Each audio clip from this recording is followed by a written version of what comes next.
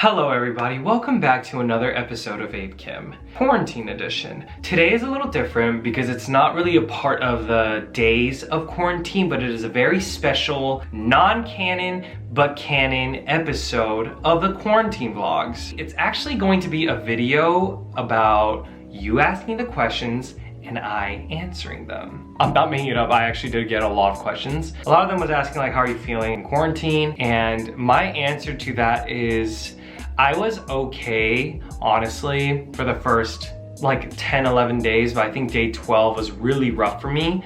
But the fact that I am going to be leaving this place soon is good. And also, I do feel a lot better now that I am near my family. Do you watch dramas? Crash Landing on You.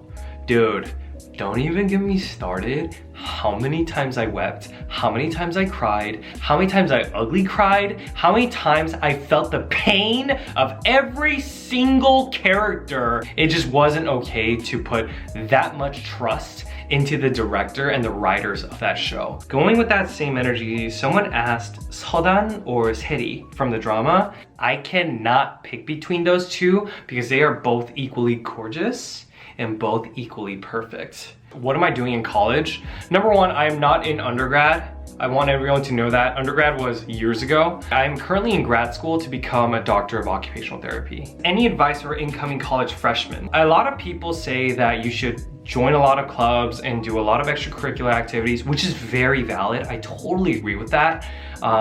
Join a frat if you have to. Fun fact, I did join a frat. Was not for me though. Extracurricular activities, I was part of a dance team. I choreographed for a couple dances. But at the same time, I kind of want to tell you guys, go in your own speed. When you're a freshman, you are like a sponge and you might feel very overwhelmed. That is something I kind of regret not doing a lot of in undergrad. There were moments where I could have really been a part of many friend groups, but I kind of got really sucked into just one kind of exclusive friend group, and it sucks because we're not even that close anymore. So it's like, dang, I wasted my time with that. So make a lot of connections and friends if you can, and stay in your own lane. Favorite cities in my life. I would say that my top 3 US cities is in order is New York first, LA, and then San Francisco. Wow. I have changed. I used to be die hard LA till I die, but man, the couple times I went to New York the past couple years, I was just blown away by how gorgeous the city is and how fast paced things are. Maybe it's because I'm still young. Am I young? I'm young. Don't get me wrong, Los Angeles, Southern California is a very, very close place to me. It hits home because it is home for me. But I think New York is where I want to be right now in the US. San Francisco is definitely up on that list. Even though I'm a huge Dodgers fan, I was there for my second rotation at a hand clinic in San Francisco, and I was there for 2 weeks, and my goodness, I love SF. I love SF so much. It is a mix of LA and New York. It's fast paced, but it's not.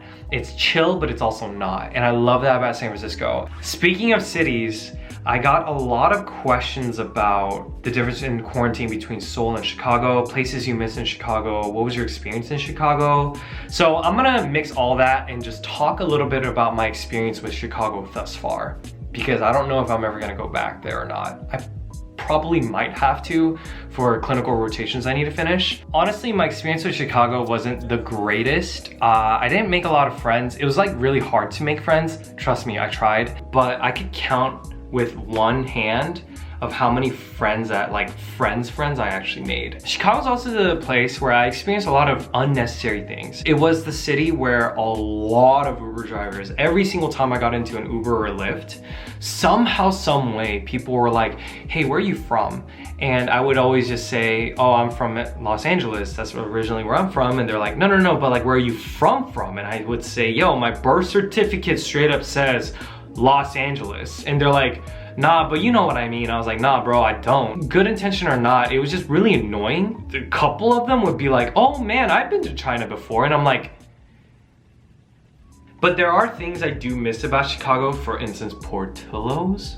Oh my gosh. Being able to watch the NBA in Chicago. It's a very holy place. That's where Jordan played, and that's where he created a lot of history. Shout outs to Michigan Avenue. Shout outs to downtown Chicago. I think downtown Chicago is absolutely gorgeous. Their winters suck though. Where do you see yourself in like 5 years? I just want to be in a place where I can be fully independent and to be a decent human being. That's always a goal. How did you get into shoes? What was that first sneaker that inspired it? I would say I got into shoes and like sneakers because of my mom. My mom watching this is like, what? Me? No, I'm not responsible for this monster. My mom would always buy these fresh sneakers for me all the time. And no, she's not the type that's like, oh, that's an Air Force One. She just like picked out sneakers that had really cool designs. 6th grade, my mom copped me black and red Nike Cortezes. And then I got out of elementary school and then I went to junior high.